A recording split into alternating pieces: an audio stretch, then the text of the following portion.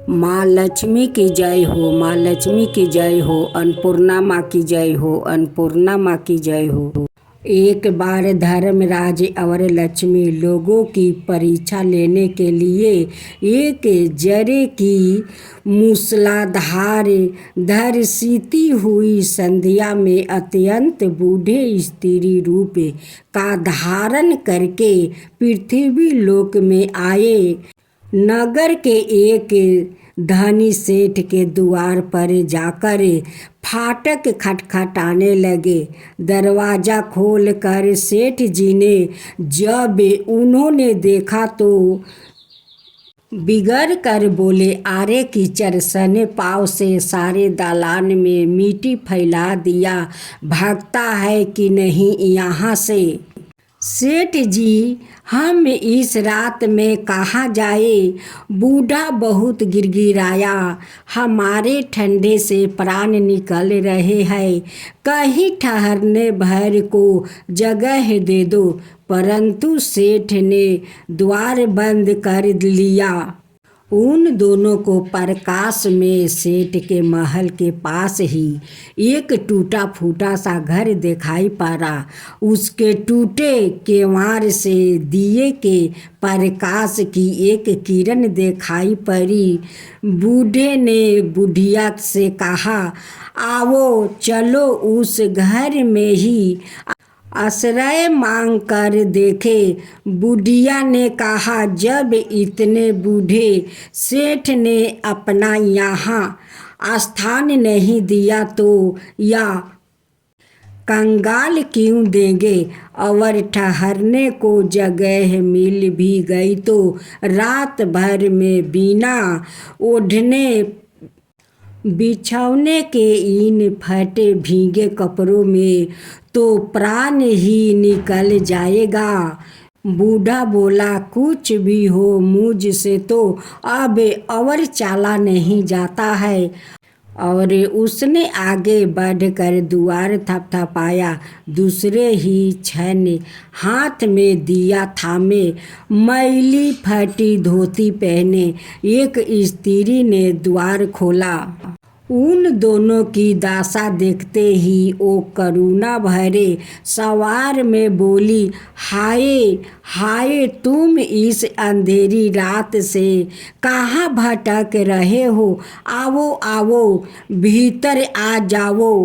उन्हें सहारा देकर वो भीतर ले गई। छोटी सी कोठरी में दो टूटी फूटी जलपाई पड़ी थी। उनमें से एक को खाली करके स्त्री ने उससे बैठने को कहा। दोनों के कपड़ों से जल चूकर कोठरी गीली हो चली, परंतु उस स्त्री ने उसकी तनिक भी चिंता ना करके जल्दी जल्दी गोईठी में आग सुलगा कर उन्हें तापने को कहा।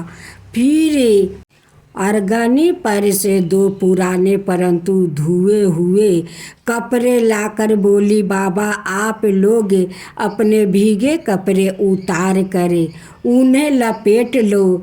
क्या करूं, मैं बहुत गरीब हूँ, इससे इन्हीं दो कपड़ों में गुजारा करनी होगी। आपके कपड़े मैं निचोड़ कर फैला दूंगी। उन्हें कपड़े बदलवा कर वो दालान में गई और दो पीतल की छोटी छोटी थालों में बथुए का साग और बजरे की रोटी राख कर ले आई। माताजी, उसने बूढ़ा से कहा, आज मेरे घर में यही भगवान का प्रसाद है। मुझे बहुत दुख है कि ना तो घर में घी है, ना ही दूध और ना ही चीनी। कोई बात नहीं बेटी, हमें तो यह भोजन बड़ा स्वादिष्ट लगा। वो दोनों खाते हुए बोले। थोड़ी देर में उस स्त्री का पति भी आ गया। वो बेचारा भी रोजगार की तलाश में दिन भर घूम कर अब थका मांदा लौटा था, पत्नी ने अतिथियों को भोजन खिला देने के बाद उसे चुपके से द्वार पर हुई बात बता देती है। सुनकर वो भी बड़ा प्रसन्न हुआ।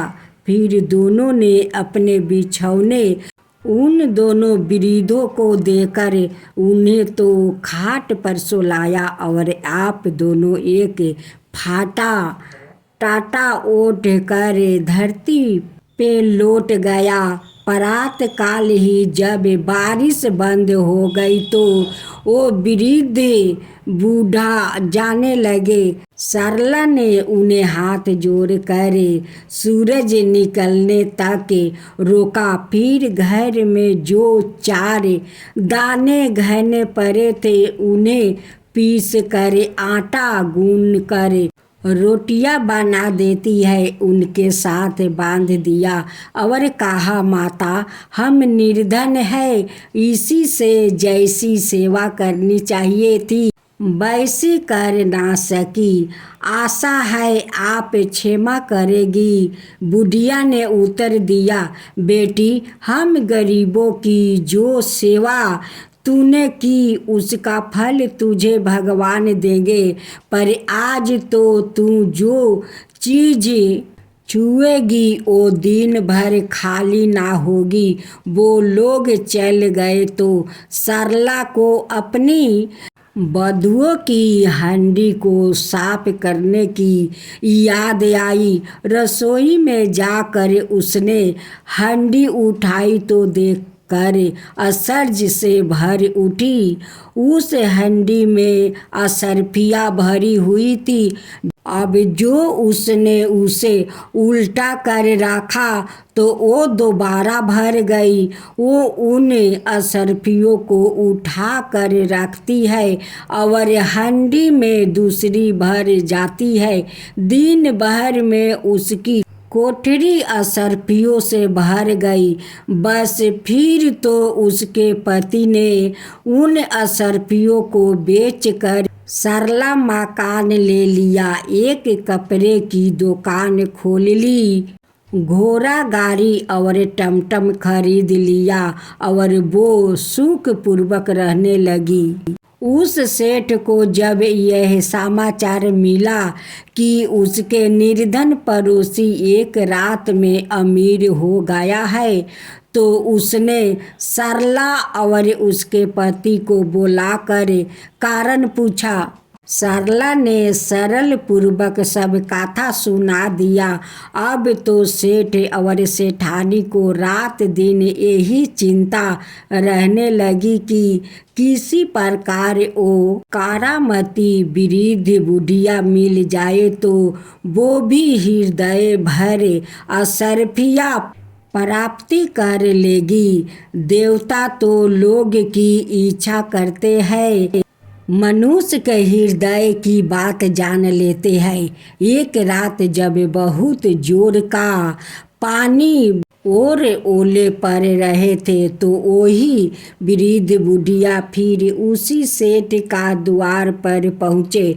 द्वार पर दरवाजा खटखटाना सुनते ही सेठ ने बिजली की प्रकाश में से झांक कर उन्हें पहचान लिया और जल्दी जल्दी अपनी स्त्री को उन्हें लेने भेजा।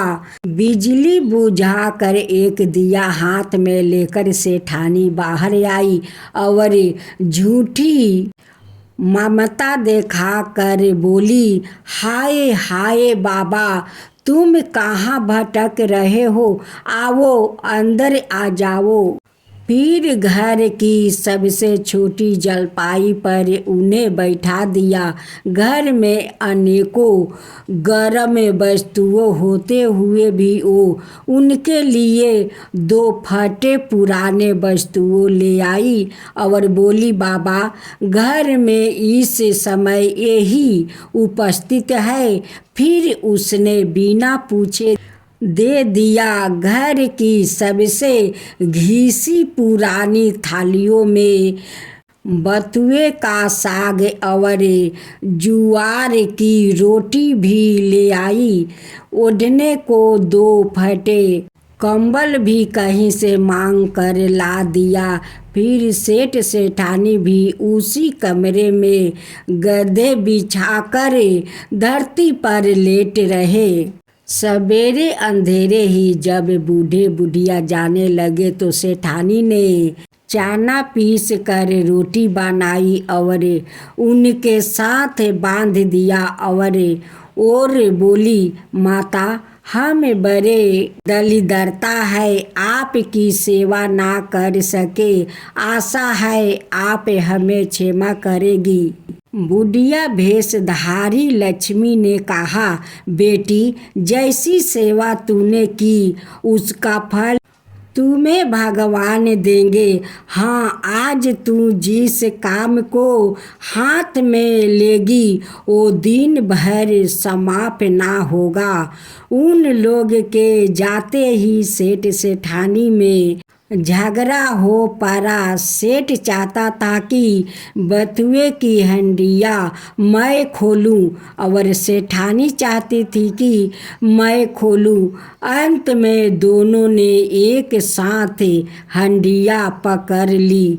इस छीना झपटी में हंडिया टूट गई और कमरे में बथुआ ही बथुआ बिखर गया। सेठानी झाड़ू लेकर कमरा धोने लगी।